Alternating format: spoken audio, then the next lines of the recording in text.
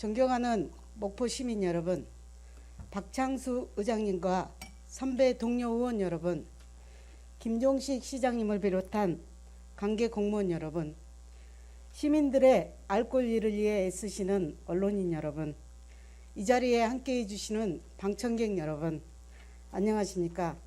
더불어민주당 출신으로 기획복지위원회에서 의정활동을 하고 있는 이금희 의원입니다. 오늘 시정 질의는 첫째, 아이스팩 사용 증가에 따른 재사용 문제.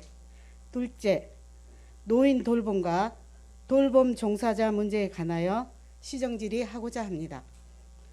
시장님과 관계 공무원께서는 성실한 답변 부탁드리겠습니다. 첫째로 아이스팩 재사용 문제에 대하여 시정 질의하겠습니다. 김충 환경수도 사업단장님께서는 답변대 앞으로 나와주시기 바랍니다.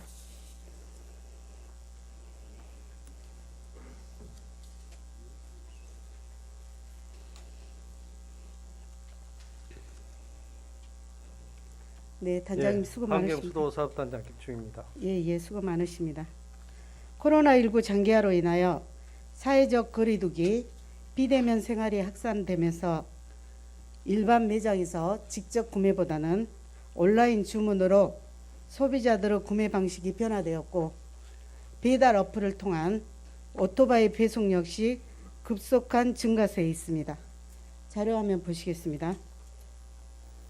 통계청이 발표한 2021년 1월 온라인 쇼핑 동향에 따르면 온라인 쇼핑 거래액은 약 15조 원으로 전년 동월 대비 22.4% 증가되었고, 음식료품은 53.1% 증가되었으며 배달 음식 서비스는 90.3% 증가되었습니다.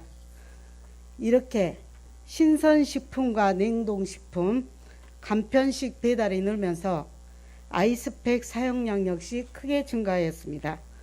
다음 자료.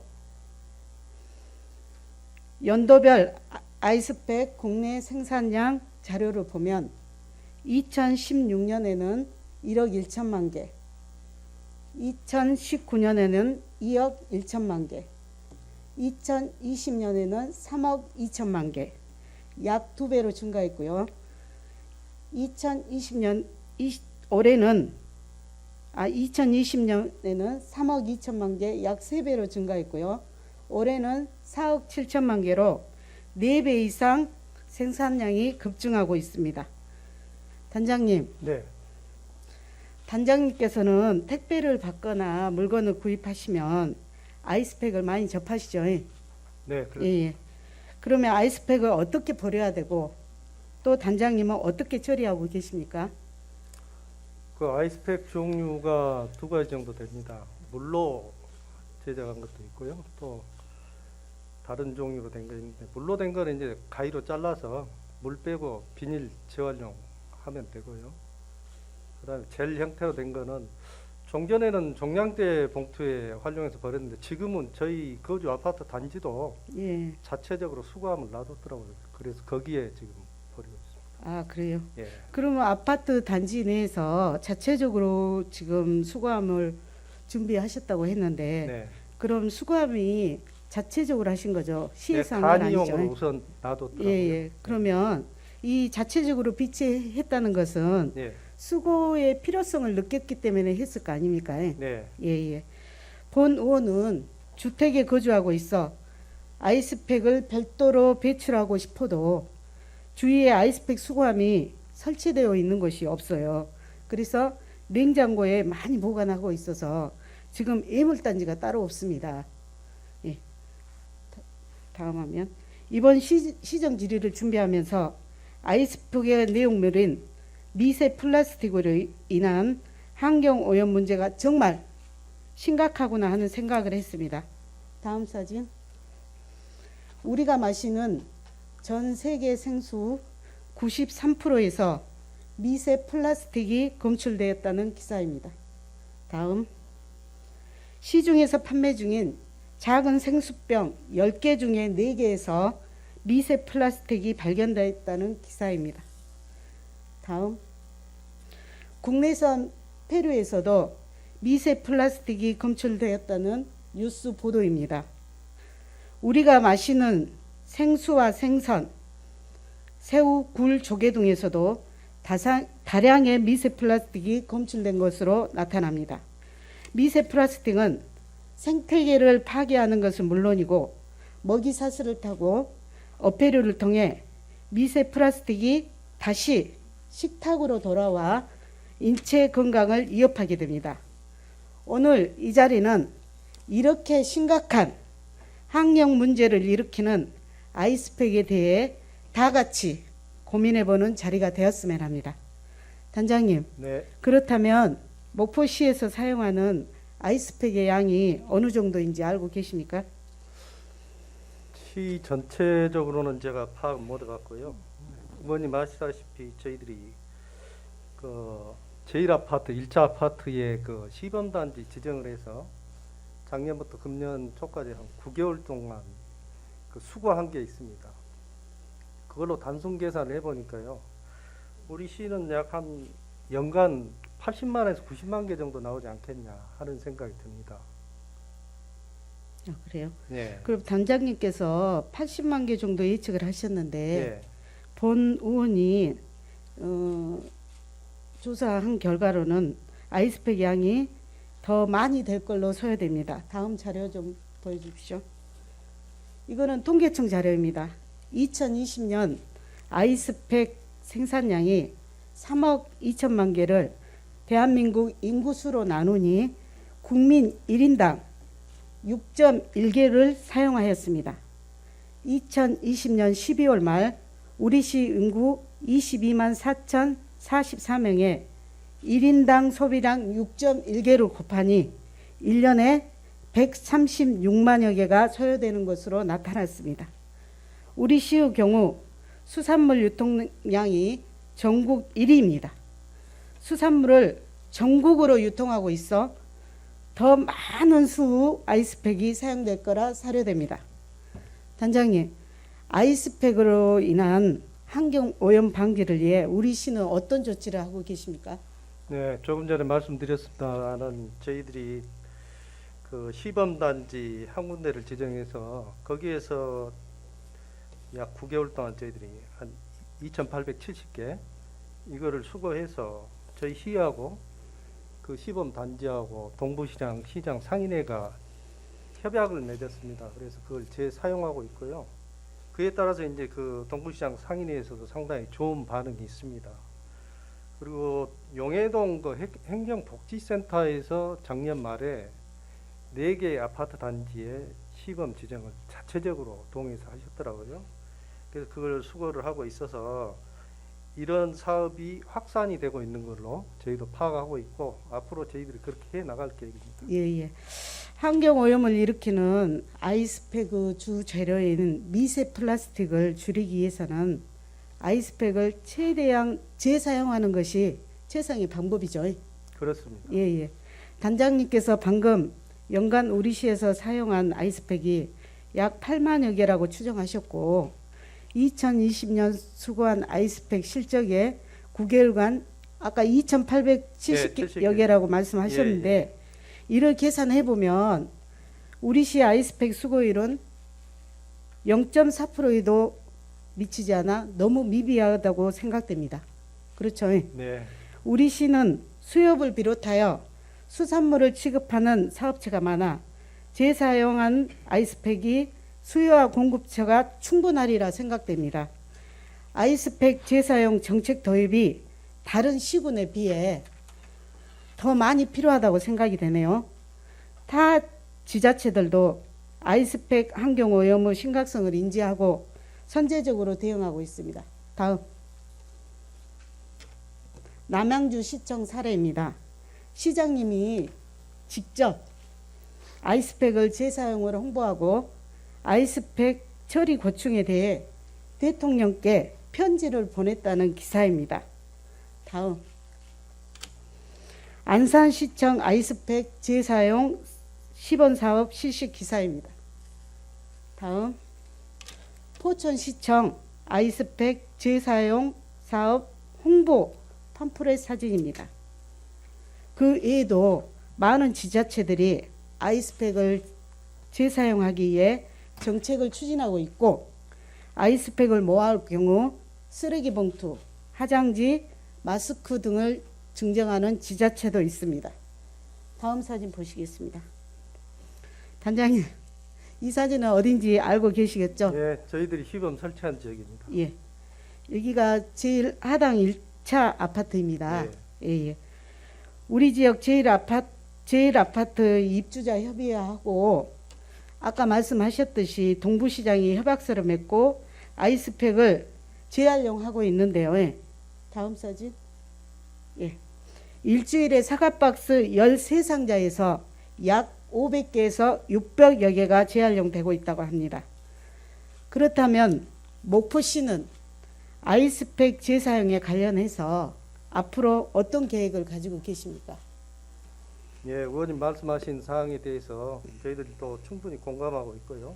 또 아이스팩을 재사용함에 따라서 환경 오염이 예방되고 또 생활 폐기물 감량 효과가 지대하게 큽니다.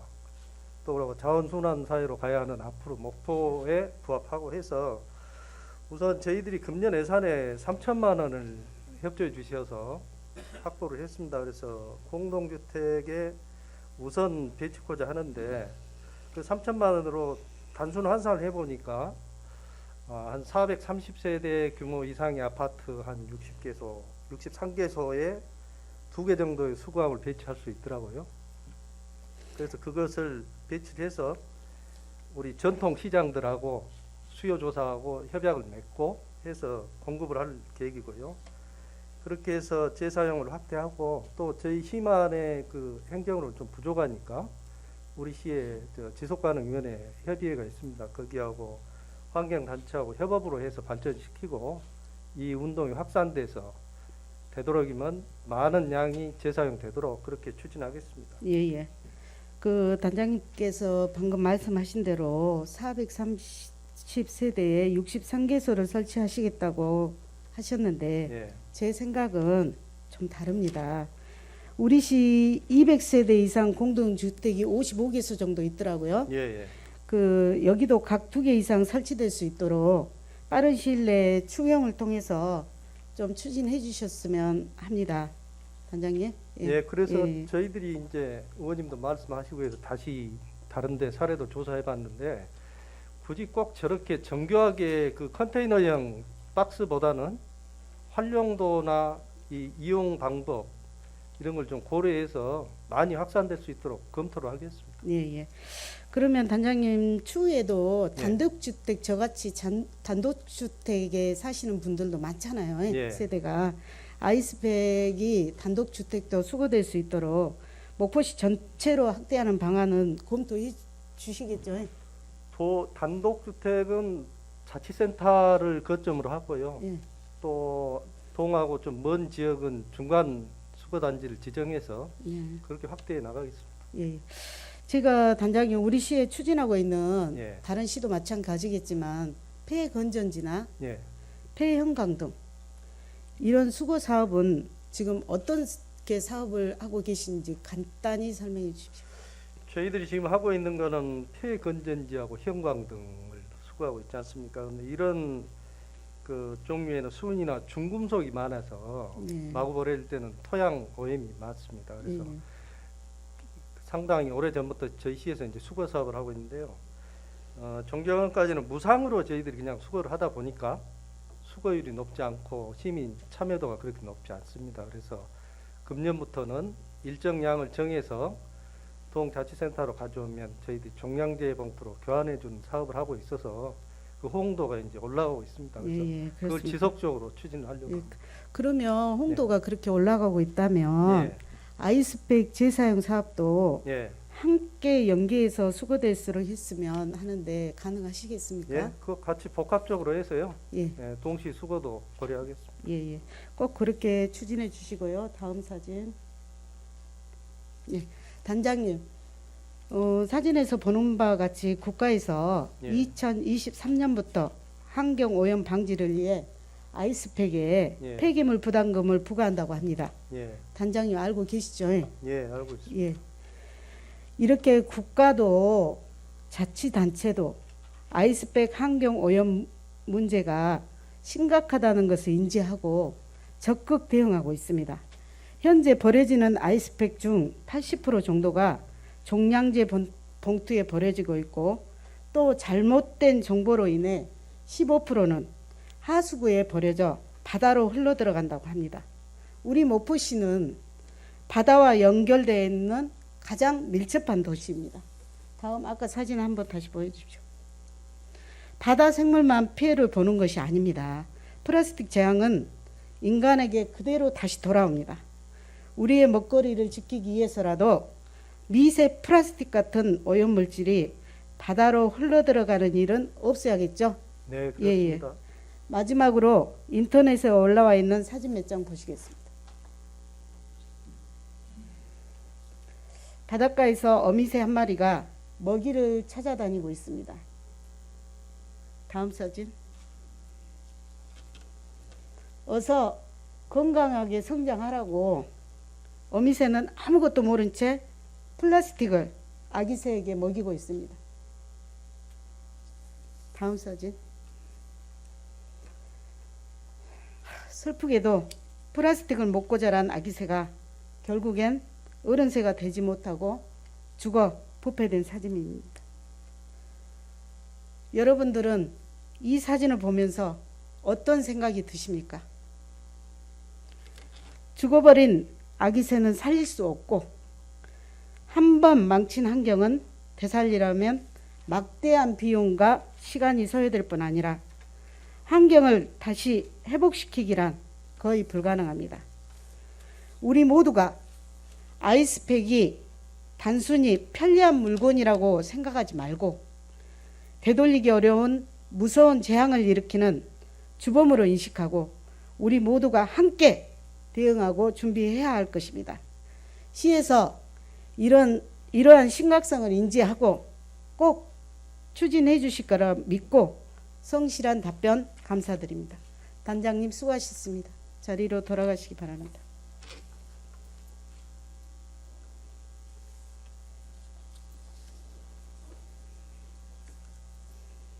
다음은 우리 지역 노인 돌봄과 돌봄 노동자 문제에 대해서 이야기하고자 합니다. 2008년에 시행된 노인 장기 요양보험 제도를 비롯한 돌봄의 사회화 정책을 추진해 오고 있습니다만 여전히 가족 돌봄자의 돌봄 부담이 많은 상황이며 노인 돌봄에 대한 관심과 지원은 부족한 현실입니다. 또한 해를 거듭하는 양적인 성장에도 불구하고 돌봄 서비스를 제공하는 요양보호사와 돌봄 종사자들의 노동 환경은 여전히 해결해야 할 과제로 남아있는 것이 현실입니다. 김종진 자치행정복지국장님께서는 발언대 앞으로 나와주시기 바랍니다.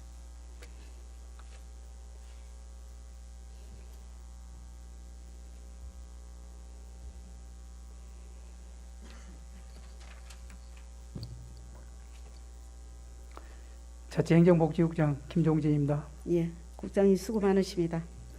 국장님, 본 의원도 국장님도 여기 계신 모든 분들이 돌봄에서 자유로운 분은 한 분도 없습니다. 자료 보시겠습니다. 지난 2월 통계청이 발표한 자료를 보면 출생률 저하로 2020년 처음으로 사망 인구보다 출생 인구가 많은 데드크로스 현상이 나타났다는 기사입니다. 우리나라 출생률은 0.8명으로 지난 몇 년간 OECD 가입국 중 가장 낮습니다. 다음 자료. 80세 이상 노인 인구 증가 추이입니다. 2020년 12월 기준 노인 돌봄 주요 대상이 되는 80세 이상 노인 인구는 매년 5%씩 증가되어 200만 명을 넘어섰고 계속 증가 추세에 있습니다. 다음 보여주세요. 다음은 한국과 일본의 65세 이상 노인 비교 추이를 보시겠습니다.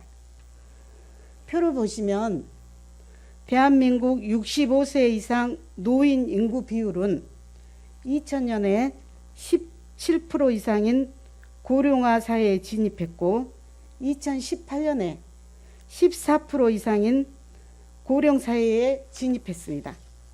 2020년 기준 노인 비율은 16%이며 2026년 20%에 도달하는 초고령 사회가 도래할 예정이라고 합니다.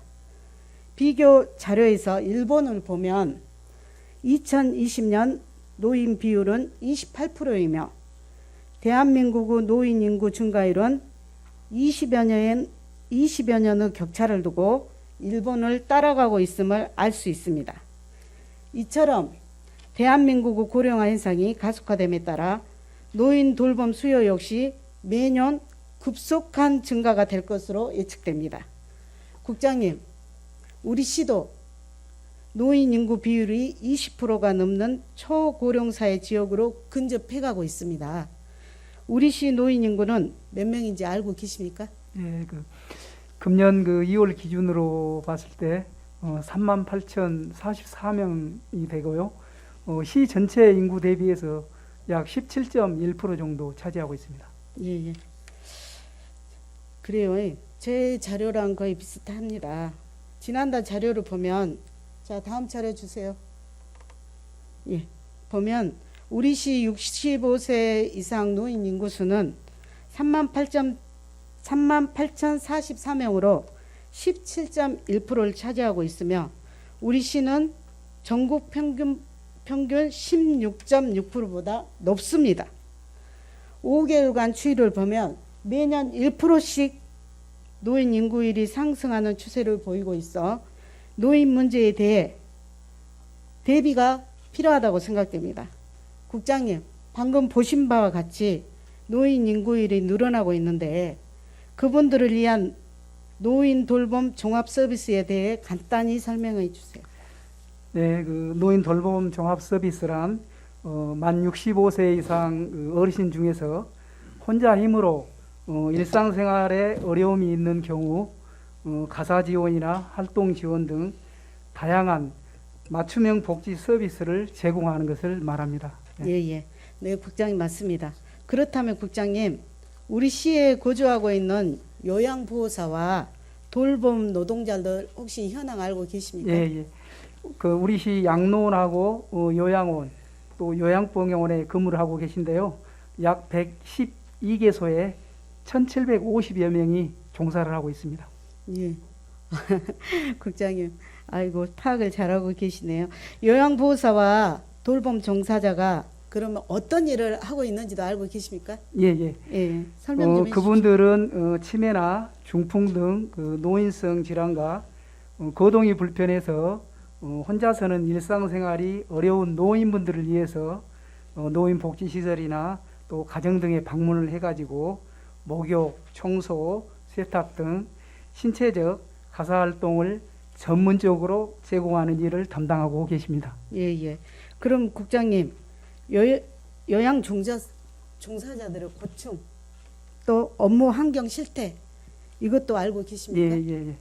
의원님께서도 조금 전에 말씀하셨습니다마는 2008년부터 노인 장기 요양보험제도가 이렇게 시행이 되고 있어서 요양보호사의 수요는 계속 이렇게 늘어나고 있습니다. 그럼에도 불구하고 목욕이라든지 대소변 수발, 청소, 빨래 등 각종 굳은 일을 다 하면서도 월 급여는 최저임금 수준을 벗어나지 못하고 또 대부분 기간제 비정규직이기 때문에 고용 불안감을 느끼고 있고 또 서비스 이용 가족들로부터 업무 이외의 다양한 요구들을 이렇게 빈번하게 받는 등 열악한 환경 속에서 근무하고 계신 걸로 알고 있습니다. 예.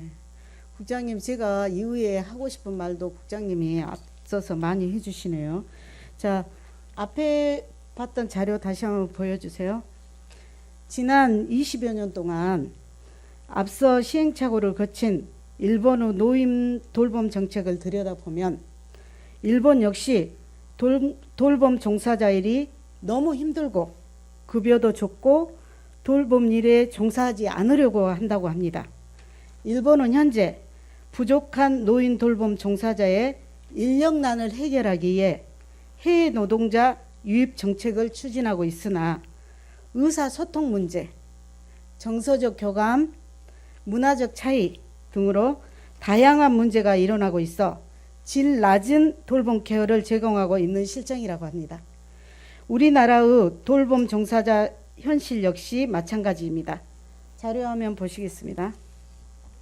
이 자료는 서울대 대학원 연구진과 한국갤럽이 시설 및 재가 요양보호사 300명을 대상으로 한 설문조사에서 노인 요양시설 종사자 근무 형태, 일주일에 저기 보시면 5.7일 근무하고 하루 근무 시간, 시설은 9.5시간에서 9.9시간, 재가는 4.5시간에서 5.3시간, 야간 돌봄은 평균 2.891로 나타났습니다.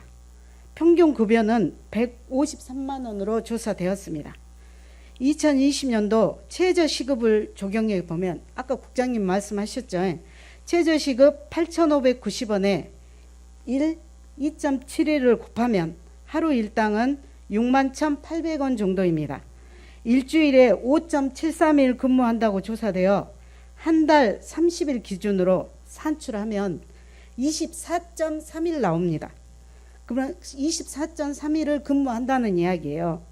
휴일수당, 야간수당을 가산하지 않고 월 평균 근무 시간인 175시간을 최저시급인 8,590원으로 계산해도 150만 원이 나옵니다. 근로기준법에 보장하는 주휴수당 4회, 월차수당 1회 가산하면 월 급여는 181만 원이 나타납니다. 제일 하단에 보십시오. 지금 돌봄 종사자들은 국가에서 보장하는 최저시급조차 받지 못하고 있는 게 현실입니다. 다음 설문 결과 좀 보여주십시오. 이 자료는 시설 요양보호사 1인이 돌보는 노인 수를 묻는 설문에 3명을 돌보고 있다 10.7명 7%, 4명을 돌보고 있다 13.3%, 5명을 돌보고 있다 60.7%로 조사되었습니다. 현행 법상 요양시설의 환자 2.5명당 요양보호사 1인을 두게 되어 있고 치매 전담실의 경우 환자 2명당 1인을 두도록 되어 있지만 설문조사 결과를 보면 더 많은 수의 환자를 돌보고 있는 것이 현실입니다. 다음 자료. 또한 전체 요양 종사자의 57.7%가 유급 휴일을 갖지 못했고 68.4%는 계약과 상관없이 고용주가 그만두라면 그만둬야 한다라고 응답을 했습니다. 다음 자료. 또한 요양보호사 업무 수행 시 부당한 대우를 받은 경험에 대하여 언어폭력이 18.7%로 가장 높게 나타났으며 성희롱 및 성추행이 11.9%, 신체폭력이 9.2%, 가족일을 쌓아놓고 돌봄 요양보호사에게 해달라는 업무의 요구 행위가 5.8%로 나타났습니다. 다음 사례 하나 주십시오. 지난 1월 우리시 돌봄 노동자 사례입니다. 돌봄 대상자로부터 폭행을 당해 팔골절을 당하고 손에는 상처를 입었습니다. 돌봄 어르신에게 머리카락을 잡혀 빠진 머리카락 사진입니다. 설문조사 결과에서도 보듯이 다수의 돌봄 노동자들이 이런 일들을 무수하게 겪고 있습니다. 다음 자료. 이런 부당한 대우를 받았을 때 대응 방법을 묻는 설문에는 그냥 참고 일을 지속한다가 54.2%로 조사되었습니다. 많은 업무량과 높은 노동 강도, 최저 시급에도 못 미치는 낮은 임금, 인격 훼손에도 불구하고 돌봄 노동자들은 열악한 환경에서 겨우 버티고 일하고 있습니다. 이런 환경에서는 노인 돌봄 서비스를 제공받는 대상자에게 양질의 돌봄이 제공되기 어렵다고 생각합니다. 우리는 돌봐야 할 노부모가 있고 시간이 지나면 우리도 노인이 되고 부양을 받아야 합니다. 이 문제는 단지 돌봄 노동자의 문제가 아니라 우리 모두의 문제입니다. 돌봄 노동에 대한 가치 인정과 법 제도 정비가 필요한 시점이라고 생각합니다. 국장님, 이렇게 어려운 환경에서 근무하시는 요양보호사와 돌봄 종사자에 대한 처우 개선 및 근무 환경 개선 대책은 혹시 가지고 계십니까? 네, 우리 시에는 그 요양보호사 전담 교육기관이 6군데가 있으므로 요양보호사들의 역량 강화 및 권익 옹호 교육 등을 이렇게 지속적으로 실시를 하고요. 또 요양보호사들의 근무 환경과 처우 개선을 위한 종합 계획을 수립해서 네. 실질적인 복지 증진에 도움이 될 수 있도록 적극적으로 추진하겠습니다. 국장님께서 방금 말씀해 주신 바와 같이 종사자들이 돌봄 중에 일어나는 이런 문제점을 상담해 주거나 지원해 줄 수 있는 요양요원 지원센터 설치가 법에 규정되어 있습니다. 다시 여기, 노인장기요양법 제47조 2항에는 장기요양요원 지원센터의 설치 등에 대하여 규정하고 있습니다. 타 시도에 설치되어 있는 사례를 보면 서울시는 선제적으로 2013년에 어르신 돌봄 종사자 종합지원센터를 설립해서 현재는 서울에만 총 4곳을 운영하고 있으며 수원, 인천, 창원도 센터가 운영 중에 있습니다. 울산, 강원, 부천은 금년 5월 중에 개소될 예정으로 준비 중에 있습니다. 국장님, 오늘 말씀드린 돌봄 노동자의 처우 근로환경 개선을 위해 우리 시도 노인 돌봄 종사자 종합지원센터를 설치할 필요가 있다고 생각합니다. 국장님 생각은 어떠십니까? 아까도 의원님께서도 말씀드렸듯이 그 고령화가 가속화되고 또 노인 돌봄 서비스가 이렇게 확대되면서 요양보호사 수가 지속적으로 이렇게 증가하고 있기 때문에 돌봄 종사자들의 권리 보호와 또 역량 강화를 위해서는 노인 돌봄 종사자 종합지원센터 설치는 반드시 필요하다고 생각을 합니다. 참고로 전국 그 27개 지자체에서 조례를 제정해가지고 센터 설치의 근거를 마련하고 있으며 또 우리 시에서도 근본 회기에 우리 존경하는 그 이금희 의원님께서 조례를 발의해가지고 현재 심의 중에 있다는 말씀을 드리겠습니다. 예. 국장님, 마지막으로 코로나19로 65세 어르신들의 재가복지 서비스가 중단이 된 적이 있어요. 예. 돌봄 종사자들의 소득 피해가 심각하게 발생했거든요. 예. 시에서도 이런 부분들을 확인해 보시고 피해가 최소화될 수 있도록 검토해 주시기 바랍니다. 예, 잘 알겠습니다. 예, 감사합니다. 국장님 수고하셨습니다. 자리로 돌아가시기 바랍니다.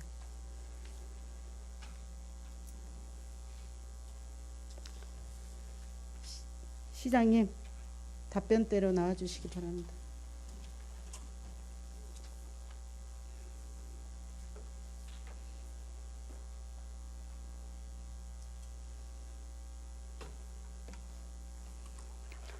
네, 시장입니다. 시장님께 제가 확답만 받으려고 답변대 불렀습니다. 제가 오늘 질의한 노인 돌봄 문제, 요양보호사와 돌봄 종사자들의 근무 환경 문제에 관해 시장님 의견과 혹시 개선 대책을 말씀해 주실 수 있으시겠습니까? 예. 오늘 아마 우리 방청석에 우리 요양보호사님들 몇 분이 오신 걸로 알고 있습니다.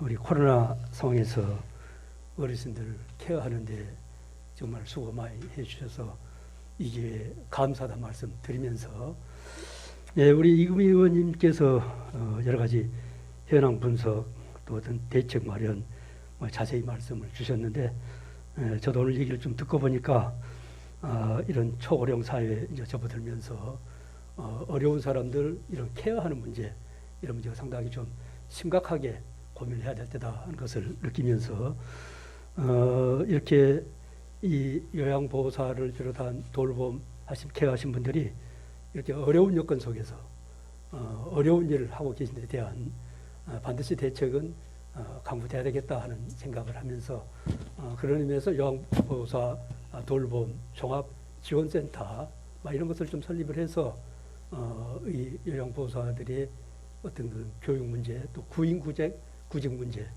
또 여러 가지 어떤 어려운 사람들을 케어함으로 인한 여러 가지 어떤 심신의 스트레스 문제, 뭐 이런 것들을 효율적으로 또 이렇게 해소도 하고, 또 그 사람들에 대한 어떤 그런 직무교육, 심화교육 이런 것들 종합적으로 하기 위해서는 이런 돌봄 종합지원센터가 반드시 필요하지 않느냐라고 생각하면서 이금희 의원님께서 지금 관련 조례를 제출해 준 걸로 알고 있는데 이런 것이 통과되면은 우리 행정에서 뒷받침하도록 적극적으로 검토하도록 노력하겠습니다. 아유, 시장님, 제가 듣고 싶은 이야기를 시원하게 모두 해주셔서 감사합니다. 돌봄 노동자의 고충과 처우 개선의 필요성을 공감해 주시고 지원센터 추진을 약속해 주신 데 있어서 다시 한번 정말 감사드립니다. 시장님, 그냥 돌아가셔도 좋겠습니다. 예, 예, 감사합니다. 고생하셨습니다.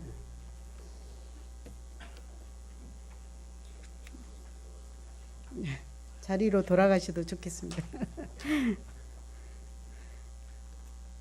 요양보호사는 노인 장기 요양을 위한 전문 돌봄 인력으로서 어르신의 손과 발이 되어 신체적 활동과 일상생활을 지원하고 또 말벗이 되어 어르신이 세상과 소통하는 창이 되고 있습니다.